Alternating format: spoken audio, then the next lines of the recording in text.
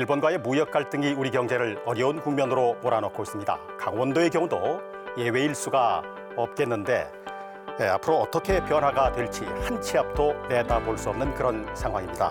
혹시 강원도의 대일 무역에도 문제가 생기는 것은 아닌지 오늘 뜨거운 감자에서 집중적으로 살펴보도록 하겠습니다.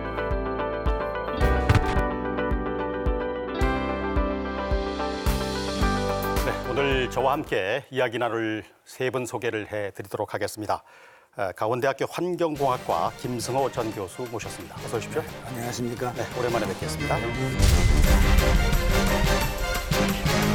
자, 그 옆에 강릉원주대학교 일본학과의 이범 교수 나오셨습니다. 어서 오십시오. 안녕하세요.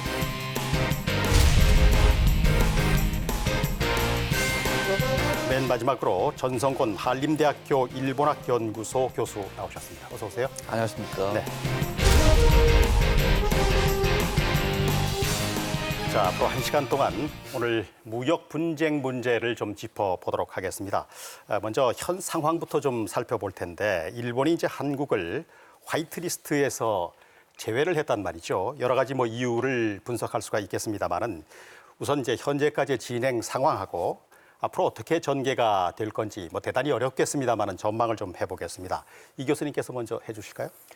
네, 일본이 왜 한국을 화이트리스트 국가 리스트에서 제외했는가 하는 그 원인은 앞으로 이야기를 나눌 주제지만 지금 현재 상황을 보면은 일본이 처음 공개했던 우리의 반도체 관련된 세계의 전력 물자를 수출 엄격히 해가지고 한국에 어떤 영향이 미치지 않을까 하는 그런 우려들이 많이 있는데요. 아직까지는 가시적으로 이런 피해가 있다라고 하는 수준은 아닙니다. 앞으로가 이제 본격적으로 어떤 영향이 올지 그런 건 앞으로 추이를 지켜봐야 될 것 같습니다. 네. 조심스럽게 예측을 하건대 그래도 좀 나아지지 않을까 그런 생각이 들기는 합니다만은 전 교수님은 어떻게 보시는지요? 저는 이제 지금 현재 한국과 일본에서 나타나고 있는 어떤 하나의 이제 어떤 갈등의 종류라고 생각하는데요. 이것은 어떻게 보면 이제 저희들이 이제 한일 관계의 경제 무역 정책을 어떻게 풀어나갈 수 있을까라는 어떤 하나의 어떤 계기로 삼았으면 하는 그런 느낌입니다. 네, 알겠습니다. 김승호 교수께서는 이 분야의 전공은 아니신데 이 일반인의 시각으로 봤을 때 말이죠. 일본 사람들 이게 좀 너무하는 것 아닌가요? 어떻게 보세요? 저도 그렇게 생각을 합니다. 우리가 어떤 정치적인 문제는 정치적으로 풀어야 되는데 너무 경제적인 압박을 간다든가 어떤 상대 국가에 좀 치명적인 것은 아니더라도 너무 피해를 줄 수 있는 그러한 일은 하지 말아야 된다고 서로 예의상 더더군다나 걸린 인접 국가로서는 서로 협조해야 되는데 그건 좀 너무 심하지 않은가 이런 생각이 듭니다. 흔히 글로벌 밸류 체인이라서 전 세계가 이제 그 네트워크로 이렇게 다 연결이 돼 있어서 어느 한 곳을 누르게 되면 세계 경제에 다 주름살이 가기 마련인데 말이죠. 그럼에도 불구하고 이런 조치를 취한 것에 대해서는 어떻게 받아들이십니까? 좀 전에 우리 김 교수님께서 말씀을 잘 해주셨는데요.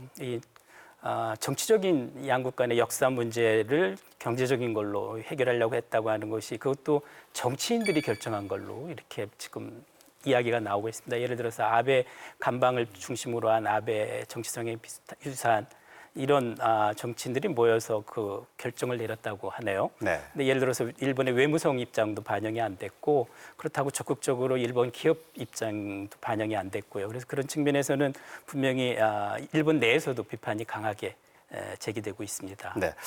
자, 이제부터는 강원도의 대일 무역 문제를 좀 생각해 보겠습니다. 먼저 강원도의 대일 무역 규모, 주요 품목 어떤 게 있는지를 좀 살펴보겠습니다. 전 교수님께서 좀 말씀해 주실까요? 이제 질문을 이제 강원도 지역으로 우선 내려왔는데요. 저는 이제 그 전에 한 가지만 확인 겸 말씀드리고 넘어가고 싶은 것입니다. 아까 말씀하신 것처럼 화이트 국가 리스트라는 게 어떤 의미냐? 이게 과연 국제법상이라든가 국제관계법상에 이런 관계를 맺고 있는 이제 어떤 표면적인 관계이긴 한데요. 예를 들면 일본이 화이트 국가 리스트로 갖고 있는 게 27개국이라는 이제 다 공개가 되는 내용인데 여기에 이제 한국만이 제외가 된다라는 어떤 이제 그런 28일 날 시행이 된다면 그렇게 이제 실천에 옮겨지는 건데요. 네. 이게 무슨 의미를 갖고 있는가? 그리고 나서 하나의 지역이 이제 강원도가 어떤 실제적인 어떤 대일 무역에 대해서 고민을 해야 되는 부분인데요.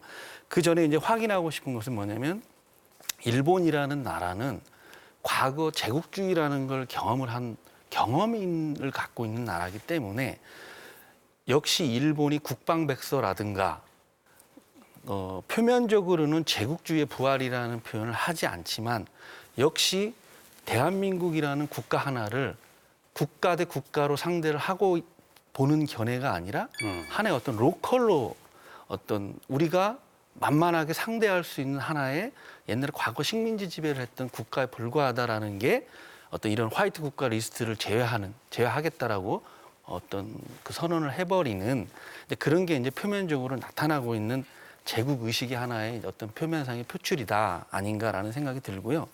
실제로 어떤 일본의 전략, 그 전체적인 일본의 국가죠, 뭐 정부가 갖고 있는 전략을 보면 백서 같은 것을 통해서 보면 어떤 회랑이라는 새로운 용어를 쓰고 있습니다. 네. 지금 아소타로가 쓰고 있는 그 경력에 보면 뭐 회랑으로 열린 국가라는 표현을 쓰는데 이 회랑이라는 것은 뭐냐면 이 글로벌화되는 이 지구를 지역과 지역으로 연결해서 그 지역에 이제 일본이 연결할 수 있는 어떤 국가들을 새로 재편해가는 그러한 의미에서의 어떤 그 이제 국가들 화이트 이제 백색 국가라고 말하는 건데 그 안에서는 이번에는 뉴질랜드하고 호주가 들어있는데 여기 한국을 빼고 이제 중국을 넣고 다시 아프리카로 가면서 이제 일본이 생각하는 새로운 구상 속에 한국은 패싱 어떤 한번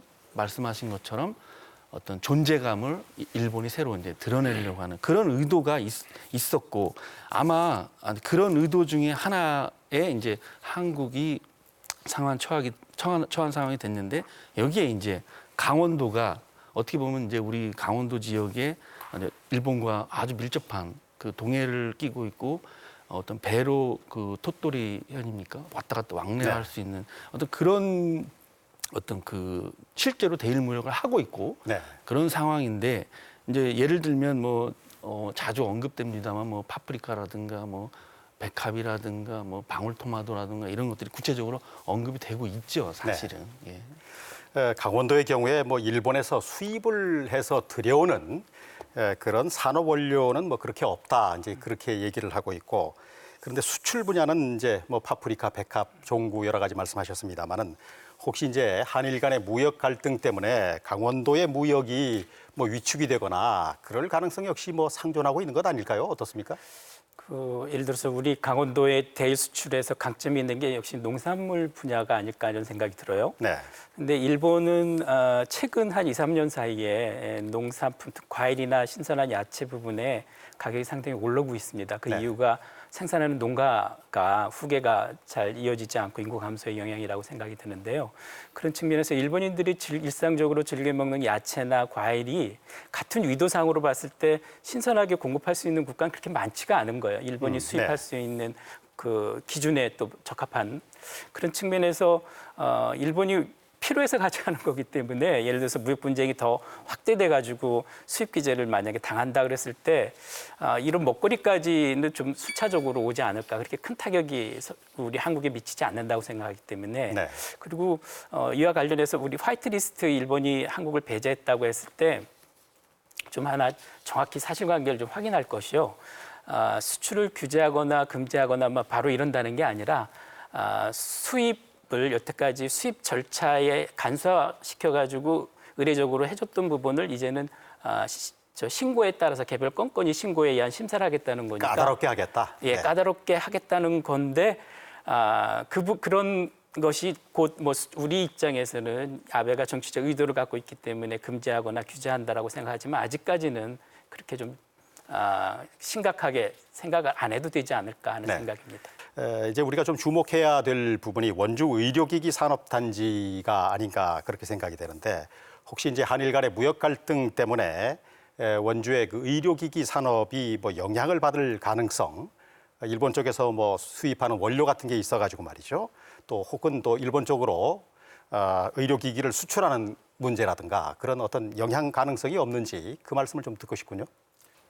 실제로 근데 이제 그 제가 알아본 것은요. 제가 이제 오사카에 있었습니다만 그 고베가 네. 의료 국제 그 재단인가가 있어서 이 원주에 있는 거죠. 의료 재단이 같이 합쳐서 일본의 장점인 어떤 정밀성의 어떤 그 기기와 한국에서 만들 수 있는 어떤 그런 제품을 연결해서 제3국으로 이제 공동으로 이제 매칭을 해서 산업을 해왔던 것이 만약에 이런 규제나 이런 그 무역 갈등에 의해서 어떤 규제가 온다면 아마 이 부분은 상호 피해를 입는, 그러니까 국가나 정부에 의한 어떤 정책에 의해서 어떤 산업의 일부분들이 서로 타격을 입어야 되는 그런 상황이 같이 벌어지기 때문에 일본 스스로도 아마 좀 조심스럽게 하지 않을까라는 생각이 어쨌든 글쎄요. 일본이 농수산물에 대한 그 수입 규제 이것까지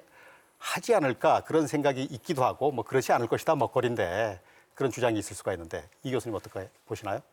일본 정부나 일본 내각의 그 관련 담당상들의 주장은 이게 무역 보복이 아니다. 그 무역 이게 규제도 아니고 이런 걸 강조하고 있기 때문에 만약에 농산물 부분까지 실질적으로 어떤 규제가 들어간다 그러면은 국내적으로도 일본 담당 부서나 아니면 일본 내각이 상당히 공공할 어려운 입장에 처할 수 있습니다. 그래서 좀 지켜봐야 되겠지만 그 수준까지는 어렵지 않을까, 가지 않을 거라고 지금은 기대하고 있습니다. 네, 우리나라에서 뭐 아시는 대로 보이콧 재팬 운동이 이제 활발하게 펼쳐지고 있는데 혹시 말이죠, 일본에서도 상대적인 거니까 우리도 이제 거기 뭐 혐한 기류가 있으니까 그렇게 해서 우리나라 제품에 대한 불매 운동으로 혹시 그쪽도 번지지 않을까 이런 우려도 우리가 해볼 수가 있는데 어떻게 보시는지요? 전 교수님 어떻게 생각하세요?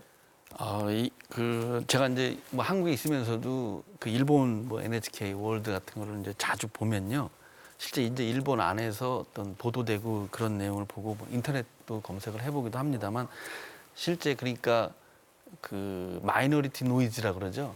꼭 소수파가 큰 목소리를 내면서 우리도 한국의 불매 운동을 하자라고는 그렇게 이제 하고 있는 일부분인 거죠. 있는데 근데 제가 이렇게 보니까 실제로 이제 한국에서 일본으로 들어가는 뭐 제품이나 물품에 대한 것이라기보다는 일본 안에 있는 제일한국인이라든가 이런 야끼니쿠 그 불고기집 가게라든가 이런 곳을 손님이 정말 줄었다라는 뭐 그런 현상도 보도되는 걸 보면 역시 일본 안에서도 어떤 그 애국주의라고 합니까? 민족주의라고 합니까? 또 그런 부분들의 성향을 갖고 있는 일부분의 사람들이 분명히 있을 거고 그분들의 이제 목소리가 일본 전체인 것처럼 또 들릴 수 있는데 절대 그런 부분은 아닐 거고요. 뭐 의식 수준은 역시 일본인들이 어느 정도 그 일본인들의 감성이라는 것이 뭐 국가의 정책이나 뭐 지시에 의해서 뭐 전체주의적으로 움직였던 과거는 있지만 뭐 지금도 그렇다.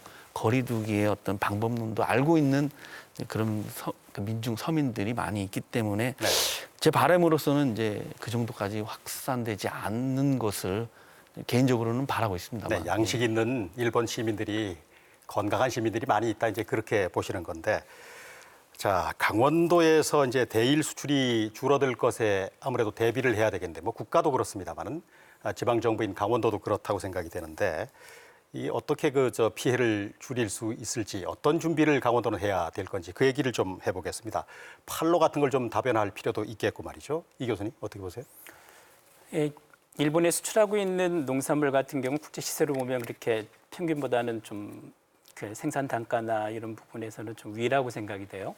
근데 그런 거를 우리 주변 국가 중에서 자유롭게 수입해가지고 소비할 수 있는 지역은 그렇게 아직은 많은 것 같지는 않아요. 근데 예를 들어서 우리 홍콩이라든지 싱가포르라든지 그다음 타이완 이런 정도는 거의 우리보다 높거나 우리 수준의 국민소득이기 때문에 적극적인 어떤 판촉을 한다면은 그쪽에서 생산되지 않는 물품에 대한 수출은 어느 정도 더 다변화가 가능할 것 같고요.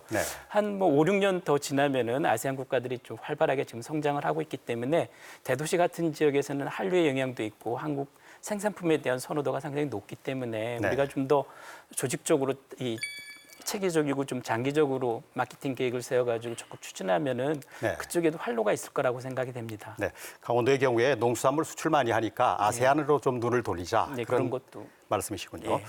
자, 이번에는 산업 폐기물 석탄재 얘기를 지금부터 좀 해보도록 하겠습니다. 일본에서 이제 산업 폐기물인 석탄재를 수입을 해서 시멘트를 생산할 때 원료로 이제 쓴단 말이죠.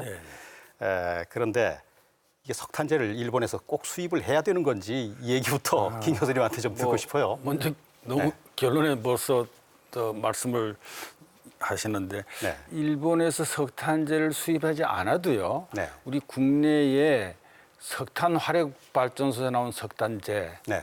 일본에서 오는 석탄재와 그 모든 그 성분 함량이나 구성 비율이 거의 비슷합니다. 네. 왜냐하면 일본과 한국은 전량을 거의 외국에서 유연탄을 수입해다가 석탄 화력 발전소 떼기 때문에 네. 그 재 성분은 거의 같습니다. 그러면 국내에 작년도에 940만 톤의 재가 석탄재가 발생했거든요. 네네.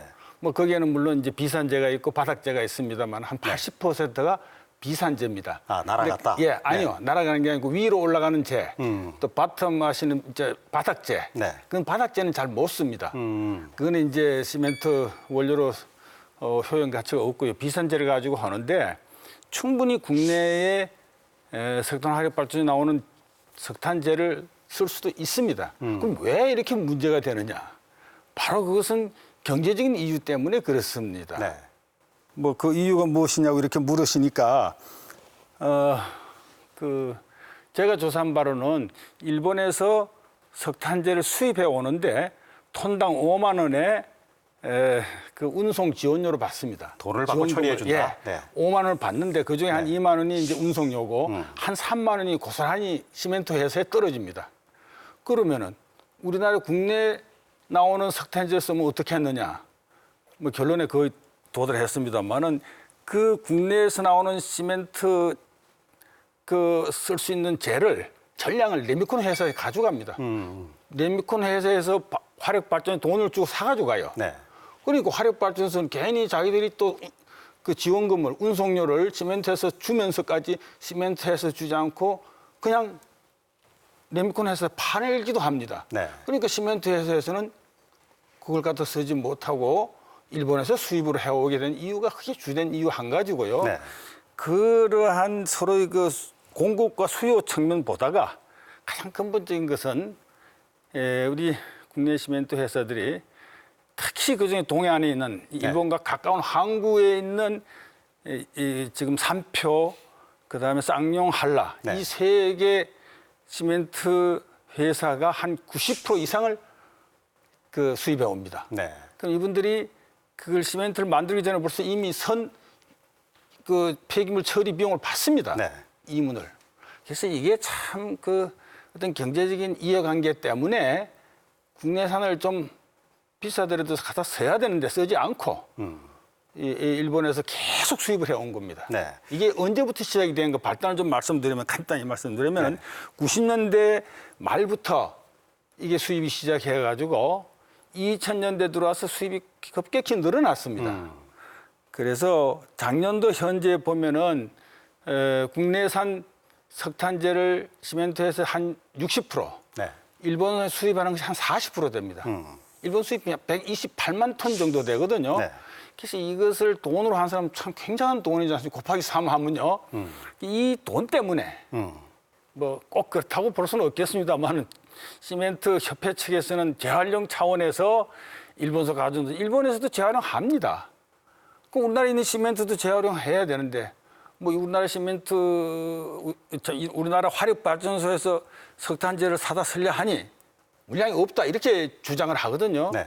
과연 그런가? 우리가 네. 이건 더 정밀하게 환경부, 화력 발전소, 그다음에 시멘트 회사 그리고 또 여기 시민단체들 학교에서도 같이 참여해서 네. 서로 논의를 해봐야지 이게 정확한 해법이나 답이 나올 것 같습니다. 네. 이유를 얘기하다 보니까 좀 여러 가지 들어갔습니다. 문제는 이제 예. 결론이 경제 행위라는 게 돈을 버는 행위니까 말이죠. 예. 돈 때문에 그렇다 이제 예, 그렇게 예, 저는 보시는 그렇게 건데 봅니다. 돈의 화력 발전소에서 생산하는 석탄재도 많이 있을 텐데 예, 그렇습니다. 그걸 그 좀 많습니다. 자가 소비하는 방법은 없을까 그런 생각이 들기도 하고 말이죠. 예. 어떻게 지금 동해에 석탄 화력 발전소 있고요. 네. 그다음에 삼척에도 남부 발전소가 있습니다. 호산에 또 그리고 강릉에도 아닌 영동 화력 발전소 또 그 건설하고 있고 대규모로 네. 삼척에도 대규모 1000메가와트죠. 그런 정도로 발전소를 짓고 강릉에도 크게 짓고 앞으로 네. 약 4년 후면은 삼척 동해 강릉에서 석탄 화력 발전소에서 나오는 그 석탄재가 어마어마하게 많습니다. 과연 이걸 앞으로 어떻게 처리할 건지 네. 저는 의심스러운데 환경부에서 자꾸 재활용만 얘기를 합니다. 재활용 우리는 거의 90% 하고 있다. 네. 그럼 재활용 다 해버리면 자꾸 석탄 그 재가 없으니까 시멘트 회사에서 우리 일본에서 수입해오는 명분을 줄 수도 있습니다. 그러나 국내의 것을 우리가 소비를 하는 쪽으로 서로 정책적으로 협의해야 된다. 저는 그렇게 네, 생각합니다. 이번에 이제 이게 논란이 되니까 말이죠. 정부에서 방사능하고 중금속 예. 검사를 강화하겠다 이제 이렇게 발표를 했죠. 예, 예. 실제 뭐 저기 환경청에서 예. 동해안에 가서 말이죠. 좀 그 전수조사 비슷하게 그렇게 들여다보고 있는 것으로 듣고 있습니다만 예. 일본산 석탄재 예. 그 방사능 중금속 이게 그 사람들 자료를 가지고 그냥 그 검사를 한다 그래서 신빙성이 없다 그런 주장도 있기도 한데 예. 어떻게 보세요? 환경적으로? 저는 네. 그 우리나라의 그 환경 규제 기준이 너무 느슨합니다. 일본보다 거의 한 10배 정도의 아주 느슨하게 이렇게 규제 기준을 만들었어요. 물론 뭐 시멘트 회사 쪽의 의견도 들었겠죠. 그런데 저는 이렇게 생각합니다. 조사를 한다고 하는데 이렇게 하면은 결국 이제까지 지난 5월에 조사한 자료가 있는데 전혀 거기에 우리나라 기준에 벗어난 게 없었어요. 네. 이제까지 거의 아마 제가 알기에도 거의 없는 걸로 우리나라 기준에 그 검사 기준에 도로는 그 이제 품질 기준에 없는데 이제 한다고 해서 그게 다시 그러면 없던 것이 다시 나오느냐 그건 아니고요. 네. 이렇게 검사를 하게 되면 여기서 문제는 무엇이냐? 이렇게 전수 검사를 하게 되면 항만에 하역을 해서 그걸 회사 시멘트 회사로 가져가지 못하고 항만에 그대로 적치를 해두면은 이 시멘트 사용하는 그 화력발전 석탄재는 염분이 들어가면 못 씁니다. 이거는. 그러니까 거기서 한 일주일, 2주일, 예를 들어서 길게 한 달만 끊으면 이건 그냥 버려야 됩니다. 그러니까 그런 문제가 있습니다. 그래서 그렇게 되면 아까 식품도 올해 검수 조사를 하다 보니까 시간이 걸리면은 나중에 못 쓰게 되는 건 마찬가지로 이 화력발전소 석탄재는 그 굳어져서 못 쓰게 되는 그런 경우도 있습니다. 네, 그렇군요. 그래서 이제 이런 조사가 네. 성능 조사만 가지고 되는 게 아니고 여러 가지를 검토를 세밀하게 해야 된다. 저는 그렇게 네, 생각합니다. 그런데 이제 일본산 석탄재 대신에 우리나라의 석탄재를 써야 된다 이제 예, 그런 저는 주장이 그 있었고 이제 그 점토가 대체 원료가 된다. 그래서 점토 광산 같은 거 그 시멘트 회사가 개발을 해서 그렇게 쓰면 될 것 아니냐 그런 주장도 있는데 이건 뭐 어떻게 그건 보시는지요? 맞습니다. 과거에 네. 이 90년대 이전에는 일본서 그 석탄재를 수입해 오기 전에는 점토 광산에 점토를 썼습니다. 시멘트의 원료는 크게 한 4가지입니다. 네. 석회석, 점토, 규석에서 이것도 성분이죠. 그 다음에 철 성분. 그래서 시멘트 공장에 고철이 엄청 들어갑니다. 네. 그러니까 지금은 그 고철을 쓰지 않고 거의 철설액 같은 폐기물로 씁니다. 그런데 우리나라에서 충분히 대체할 수 있는데도 일본의 그 산업 폐기물을 들여온다는 것은 우리가 기업 그 양심상 뭐 양심에 꼭 호소할 수는 없지만은 네. 이윤 추구니까요. 기업은 이윤 추구를 위주로 하지만도 우리나라에서 나오는 것을 활용할 수 있는 방법을 더 깊이 연구해야 된다고 생각합니다. 시멘트 업계에서 이제 그렇게 하지 않겠다 뭐 그런 그 얘기가 그런 움직임이 있는 모양인데 말이죠. 지난 19일 날 네. 그 발표를 했죠. 신문지상에. 네. 자기들은 앞으로 점차적으로 일본산 석탄재를 들여오지 않고 국내산으로 대체하겠다. 대체한다는 것이 이것이 부재 하세월입니다. 네. 서로의 이해 이해가 맞지 않습니다. 이해 상충이 됩니다. 그럼 환경부에서 이걸 조정해야 되는데 저는 전에 환경부가 회의할 때도 얘기했어요. 네. 이게 조정이 잘 안 됩니다. 정부가 어쨌든 나서서 예. 문제의 심각성을 인식하고 강력하게 규제하지 않으면 그 안 됩니다. 안 될 것이다. 그렇게. 자율협약이라는 게 이게 잘 지켜지지를 않습니다. 네. 예. 그런데 이제 시멘트 업계에서 국내 석탄재의 경우에 이제 수급 불안정 때문에 안정적인 그 시멘트 생산에 문제가 생길 수도 있다 이런 주장을 하고 있는데 이건 뭐 어떻게 보십니까? 수급 불안정은 네. 전혀 그 별개의 문제라고 생각합니다. 국내에 지난해만 해도 2018년도에 940만 톤의 석탄재가 생산 아니고 석탄재가 산업 폐기물로 발생이 되는데 그걸 쓰고도 남습니다. 다만 그 레미콘 회사에 갔다가 화력발전소 팔기 때문에 시멘트 회사 보내지 않음으로 수급 불안정이지 네. 국내에 충분히 있습니다. 뭐 지금 전자 제품의 부품처럼 에칭가스처럼 일본에서 안 들어오면 우리가 못하는 게 아니고 네. 우리 국내에 석탄 화력 발전소에 엄청난 석탄재가 나오고 있거든요. 네. 이게 단지 경제적인 논리 때문에 그 돈 이제 2, 3만 원, 1, 2만 원 때문에 이게 지금 이런 문제가 네. 그러니까 화력 발전소 입장에서는 이제 매립장 구하기도 뭐 쉽지 않고 매립하는데 또 문제가 생길 수 있고 매립장까지 석탄재를 옮기는데도 물류 비용이 뭐 들 수도 있겠고 그래서 그냥 그 매립하는 게 시멘트 업계에 공급하는 것이 아니라 그렇게 하는 게 경제적으로 유리할 수도 있겠고 반대로 이제 시멘트 업계는 일본으로부터 처리 비용을 받기 때문에 그게 돈이 되니까 수입이 더 유리하다 이제 이렇게 볼 수도 있고 상충이 되는 거죠. 네, 그런 얘기군요. 예, 예. 석탄재는 이제 전통적인 의미의 수입이 아닌 돈을 받고 일본에 이제 산업 폐기물을 들여와서 처리를 해주는 그런 그렇습니다. 일이 되는 건데 예. 아까 뭐 잠시 언급이 있었습니다만은 일본이 시멘트 산업이 있잖아요. 예. 그런데 그 사람들 그 석탄재 안 쓰나요? 일본에는 워낙 석탄 화력 발전소 많아서 석탄재를 일본 시멘트에서 다 쓰고도 남는 것을 우리나라에 수출합니다. 수출하기보다도 산업 폐기물로 보내주는 겁니다. 만약에 일본 사람들이 자기들 그 시멘트 공장의 수요가 그게 다 쓰고도 남지 않는다면 절대 우리나라에 보내주지 않을 겁니다. 네. 예, 그러니까 일본 시멘트 회사도 그걸 쓰고 남기 때문에 우리나라에다가 그 남는 분량을 동해항으로 보내주는 겁니다. 혹시 말이죠. 예. 시멘트 원료로 이제 석탄재가 들어가는데 예. 국내 석탄재하고 예. 아까 뭐 잠시 언급이 있었습니다만 일본에서 가져오는 석탄재의 뭐 처리 기술이라든가 뭐 원료의 예. 성분이라든가 이런 것 때문에 일본 거를 뭐 쓰는 그런 건 혹시 없는지 그런 건 모르겠군요. 없습니다. 네. 일본의 석탄재나 우리나라의 석탄재나 똑같이 산업 폐기물이지만 그 성분은 거의 대동소이합니다. 네. 크게 차이는 다만 원탄 그 유연탄을 어디서 들어오냐에 따라서 미량의 그 유해 중금속의 차이는 있습니다. 네. 그리고 방사능 오염도 지금 문제되고 있지만 그런 조금 차이가 있지만 거의 비슷하다고 생각을 합니다. 네. 또 궁금한 게 말이죠. 예. 국내 시멘트 업계가 이제 일본에서 석탄재 처리 비용을 만약에 받지 못하게 하면은 예. 그렇게 되면은 그러면 혹시 뭐 경영에 어려움 같은 게 있을 수가 있다 이렇게 호소할 수도 있을 것 같아요. 네, 제가 한 가지만 네. 그네들의 호소를 조금 뭐 그대로 액면 그대로 받아들이는 건 아닙니다만은 네.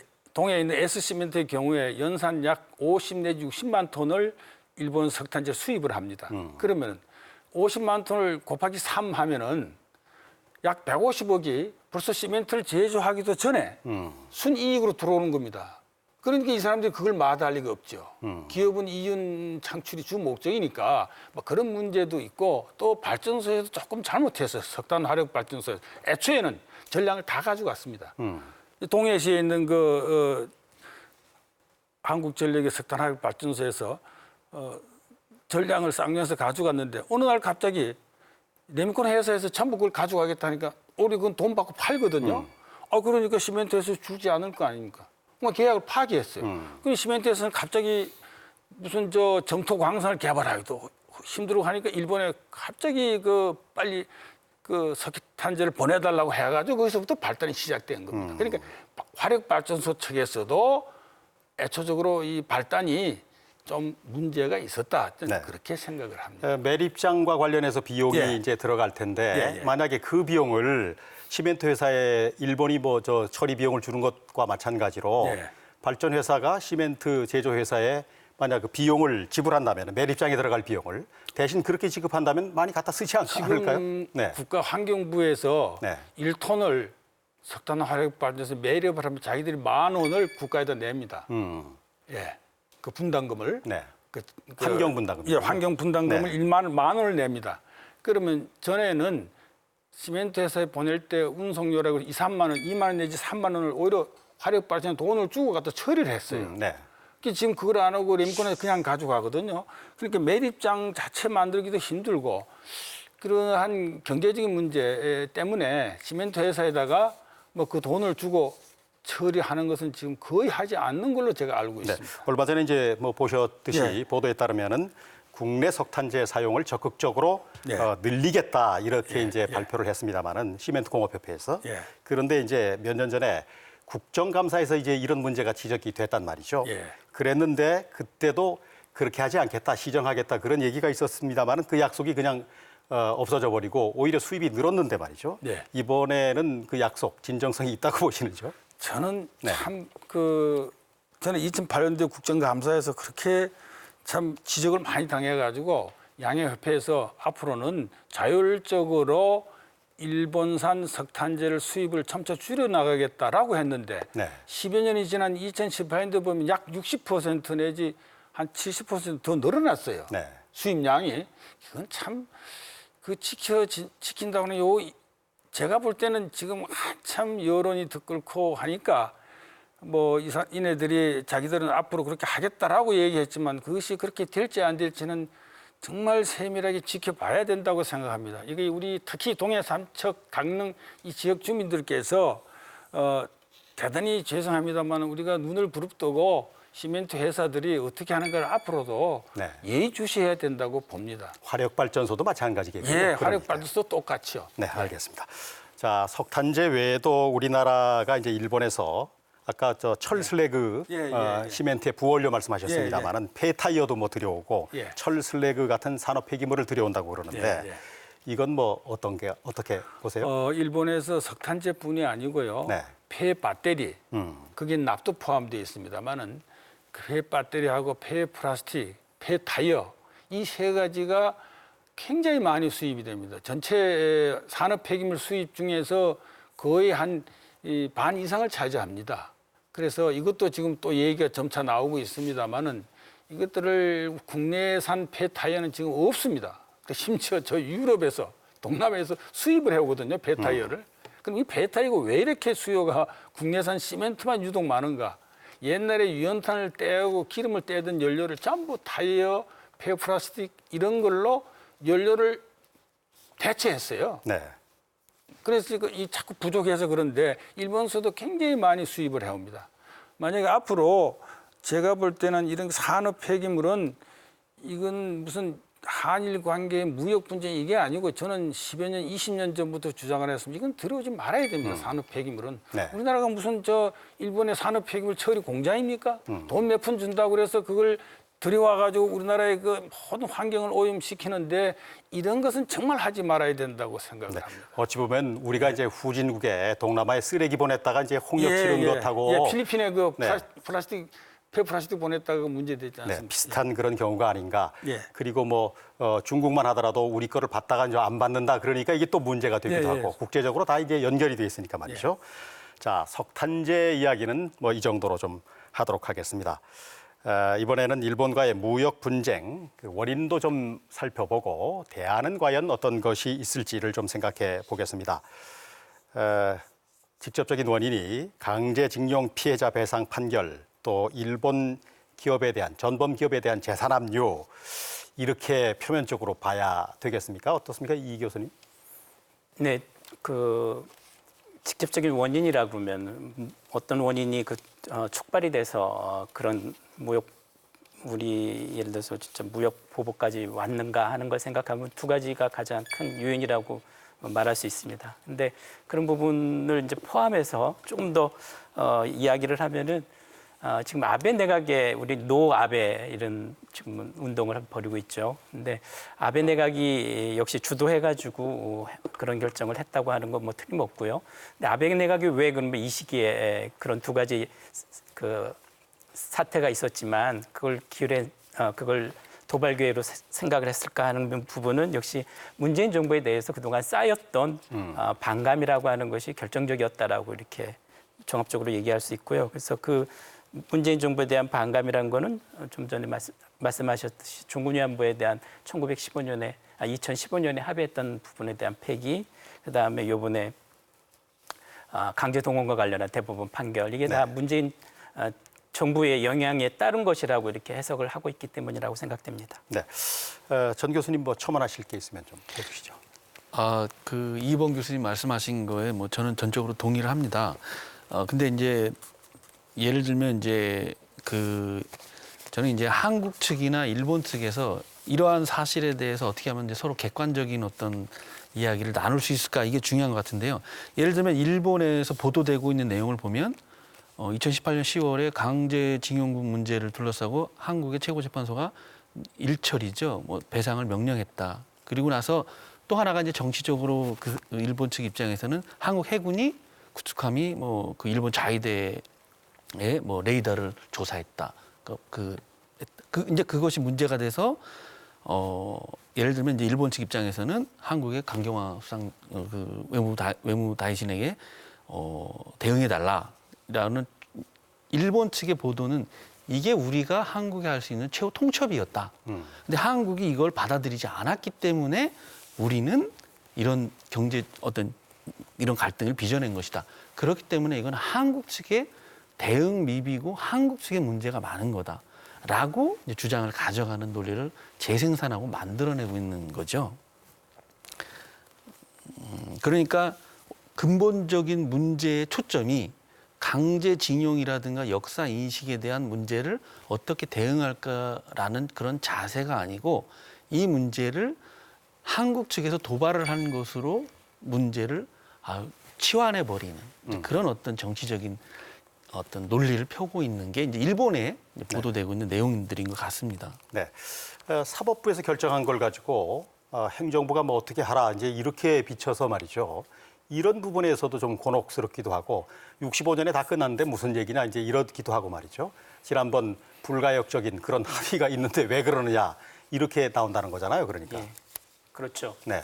그러니까 우리 뭐 정권이 바뀔 수는 있는데 어느 나라든지 민주주의 국가에서, 근데 예를 들어서 우리 전에 박근혜 정부에서 이제 문재인 정부로 바뀔 때 박근혜 정부가 합의하고 한 부분을 이건 특정 정권이 결정한 게 아니라 이건 국가가 결정한 건데 네. 국가 간의 합의로 결정된 건데 정권이 바뀌었다고 해가지고 그걸 다시 원안으로 폐기시키거나 그동안에 한국 정부나 일본 정부가 합의해왔던 예를 들어 청구권 협정의 해석 부분에 대해서도 이번에 예를 들어서 불법성을 인정한다든지 칭지 지배에 대한 불법성과 관련된 한국 정부의 입장이 바뀐 것 같이 이렇게 이제 일본은 받아들이는 거죠. 그게 문재인 정부 와서.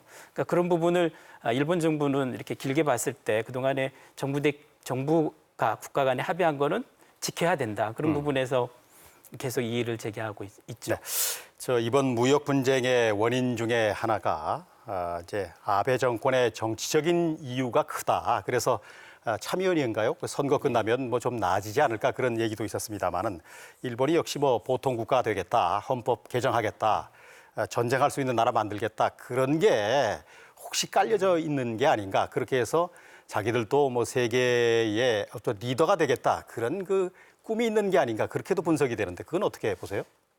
그래서 이제 그건 일본 국내적인 네. 이제 배경이죠. 예를 들어 지금 말씀하신 사항은 우리도 많이 논의되고 있고 일본 내에서도 이야기가 됩니다.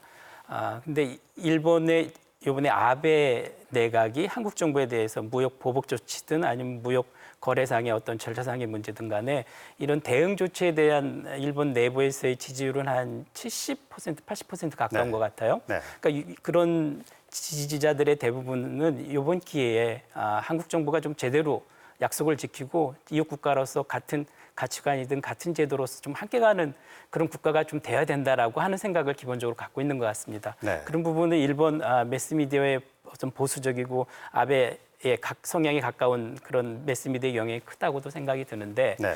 이제 예를 들어서 이 아베 내각의 이 자민당 정권에 대한 일본 내부의 지지율은 한 5, 60% 되는 것 같고요. 자민당의 지지율은 한 40% 됩니다. 그런 보수 성향의 일본 유권자들은 지금 말씀하신 아베 내각의 정책에 적극적으로 호응하고 지지하고 있기 때문에 선거에서 이런 한일 간의 이런 알력이나 다툼이 이슈가 되면은 분명히 그 지지표가 늘어나는 부분이 있고요. 그런 네. 부분에서는 정치적으로 활용했다고 충분히 말할 수 있습니다. 그런데 사실 우리가 조금 정확히 진단해 볼 필요가 있는 부분은 일본은 이미 사실은 전쟁할 수 있는 국가가 됐어요. 네. 여러 가지 특별법을 하고 이 미일 동맹을 강화하면서 말로만 자유되지. 그렇죠. 예. 그리고 헌법 개정이 필요한 거는 사실은 그동안 일본의 자민당 보수 정권이 자주 헌법을 못 갖고 있다. 이게 제대로 된 국제적인 세계 3위의 경제 대국이나 국제적인 어떤 정치적인 위상을 생각해 보면 자기 나라가 자기가 만든 헌법을 못 갖고 있는 건 이건 뭐 예를 들어 비정상이다. 그래서 보통 국가가 아니다. 이렇게 이야기하고 있기 때문에 헌법 개정을 추진하는데 그런 부분은 역시 보수층이나 아베 내각을 지지하는 층이 적극적으로 호응을 유도하려면 역시 이런 한일 간의 다툼 이런 게 안전보장과 관련 문제로 엮어가고 있기 때문에 일본의 안전보장을 강화하기 위해서는 현행 헌법을 정상적인 헌법으로 그들이 말하는 보통 헌법으로 바꿔야 된다 하는 부분에 대해서는 지지하는 사람이 늘어날 수는 있다고 봅니다. 네. 그런 분석도 있더군요. 한국 경제가 너무 컸다. 이대로 두면 안 되겠다. 뭐 그렇게 생각을 해서 사회 경제적으로 이걸 추월을 두려워하는 일본 사람들의 심리가 반영이 된 것이 아닌가 그런 얘기도 있고 우리보다 정권 교체가 없는 나라니까 말이죠. 민주주의가 덜 발달한 게 아닌가. 언론도 많이 좀 장악이 된 것 같은 그런 느낌도 들고 한데 그런 부분에 대해서는 어떻게 느끼시는지요? 전 교수님 뭐 말씀 좀 해주실까요? 예. 저는 이제 그 역사 인식하고도 이제 연결되는 부분이라고 생각을 하는데요. 뭐 이제 사회, 문화 이제 이런 부분들까지도 이제 같이 포함해서 사실은 뭐 메이지 이후죠. 일본의 근대화를 시작하면서 벌써 150년이 지났습니다만 사실 경제적으로 어떤 동아시아의 어떤 새로운 모델일 수 있다라는 그런 걸 보여줬던 나라고 그런 과정에서 한국은 과거에 식민지 지배를 받았던 나라고 추월을 할 수 없을 거다. 이제 그렇게 이제 일본 쪽에서는 계속 봤던 것 같습니다. 근데 이제 그 지난번에 이제 그 문재인 대통령도 그런 말씀을 하셨습니다만 남북이 합치면 일본을 바로 따라잡을 수 있다라고 했는데 그거에 대해서 바로 일본은 반응을 하는 거죠. 남북이 합쳐도 절대로 일본을 따라잡을 수 없다. 이미 GDP, GNP가 다르다. 이런 것도 이제 보도를 하는 식으로 어떤 일본 내부의 어떤 그런 그 이슈를 이제 바로바로 대응을 하면서 만들어내는데 혼내 그 일본인들이 갖고 있는 실제적인 어떤 그 마음 속에는 한국이라는 나라가 실제로 조금 뭐 질투의 대상일 수도 있고 일본은 사실은 경제나 이런 사회적인 분위기를 보면 침체돼 있고 어떤 활기가 조금 떨어져가는 그런 인상을 받는 부분이 있었거든요.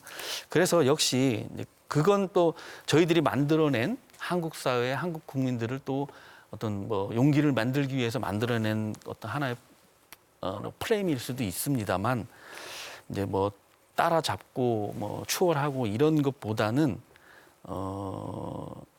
어떤 교류를 함에 있어서의 어떤 상호 인식들이 어떤 배경들이 있어서 이렇게 달라졌고 그래서 이 문제를 해결하는데 어떤 문제들 때문인가를 좀 더 냉정하게 봐야 되지 않나라는 게 이제 제 입장입니다. 예. 네. 자, 세 분과 여러 가지 말씀 나눠봤습니다만은 뭐 마칠 시간이 다 돼가는 것 같습니다. 일본과의 관계 앞으로 어떻게 될 것인지 간단하게 얘기를 한마디씩 듣고 이 시간 맺도록 하겠습니다. 무역 분쟁을 해결할 수 있는 방안은 과연 없는 것인지 우리 전 교수님은 어떻게 생각하시는지 먼저 말씀해 주실까요?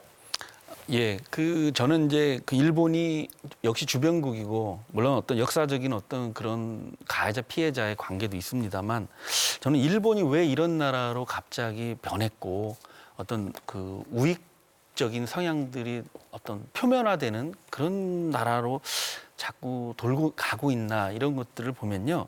저는 이제 2011년 3.1 동일본 대지진이라든가 일본 안에서 발생하고 있는 자국 내의 어떤 그런 재해, 안전 뭐 이런 것들이 물론 이제 저희도 그런 것들에 대한 뭐 대응을 하고 공부를 해야 되는 입장입니다만 분명히 이런 갈등을 넘어설 수 있는 어떤 인간의 어떤 사람의 삶에 어떤 윤택함을 만들어내는 좋은 관계를 만들어낼 수 있고 서로 주고받을 수 있는 관계가 얼마든지 기회도 또 있을 것 같고요. 그런 의미에서 이제 역시 일본은 한국 사회에서도 이렇게 뭐 감정적으로 어떤 일본에 대한 대응을 뭐 초조하게 한다기보다는 조금 더 침착한 마음으로 혹시 그런 어떤 일본에 도발하는 그런 논리들에 대해서 조금 더 한 발 떨어져서 어떤 그 침착하게 대응하는 그런 자세로 일본을 대하는 것이 하나의 방법이 아닐까라는 생각이 듭니다. 예. 이 교수님 받아주시죠. 예, 그 한일 관계 뭐 역사 문제든 식민지 문제든 불법성이든 이런 문제만 나오면은 뭐 한일 양국 국민 누구든지 격앙이 되고 감정적 대응을 하기가 쉬운 거는 뭐 사실인 것 같습니다. 그래서 조금 더 냉정하게 볼 필요가 있고요. 우리가 우리 일본을 연구하는 사람들 입장에서 보면은 우리 국민 전반적으로 일본을 정확히 잘 모른다 이런 얘기도 하고 있고 그런 부분은 일본의 시각을 보면 일본도 우리를 잘 실체를 모르는 것 같아요. 우리의 경제력이라든가 경제 수준에 대한 사실적인 부분도 많이 이해를 못하고 있고요. 그런데 이번에 무역 전쟁과 관련해서는 조금 더 그 정확하게 추이를 보면서 좀 냉정하게 대처해야 된다 부분에 뭐 전적으로 동의를 하고요. 또 하나는 이번 기회에 제가 80년대부터 아마 일본의 수입 무역 적자 때문에 그 대체해야 된다고 하는 얘기를 80년 초부터 시작이 돼가지고 그 이전부터도 있었다고 생각이 드는데 지금까지도 무역 적자 규모가 아직도 지속이 되고 있어요. 그래서 그런 부분은 좀 더 글로벌 협력 네트워크대로 돌아가더라도 우리가 흔히 말하는 그 길 우리 경제 산업기술 면에서 좀 한번 본격적으로 진지하게 좀 그걸 시작하는 계기가 좀 됐으면 좋겠다는 그런 바람을 하나 갖고 있습니다. 김 교수님 마지막 말씀해 주시죠. 저는 시멘트 회사들이 거의 일본의 기술을 도입해서 뭐 삼척에 있는 옛날 구동양시멘트는 외정 때부터 남한에 최초로 세웠던 시멘트 공장인데 일본의 기술을 도입해 와서 우리들의 산업을 발전시킨 건 맞습니다. 그러나 일본에서 발생되는 폐기물까지 들여와가지고 우리가 처리를 해준다? 저는 여기에 대해서는 아주 못마땅히 생각을 합니다. 그래서 일본의 산업 폐기물은 앞으로 들여오지 말았으면 하는 게 마지막으로 제 바람입니다. 네, 알겠습니다. 자, 좀 더 지일하고 그리고 그 길을 해야 될 것 같습니다. 어쩌면 일본과의 무역 분쟁은 이제 시작일 뿐이고 장기전일지도 모르겠습니다. 일본과의 무역 분쟁에서 명분과 실리를 모두 챙길 수 있는 그런 묘안을 찾아내야 되겠습니다. 뜨거운 감자 오늘 여기까지 하겠습니다. 여러분 고맙습니다.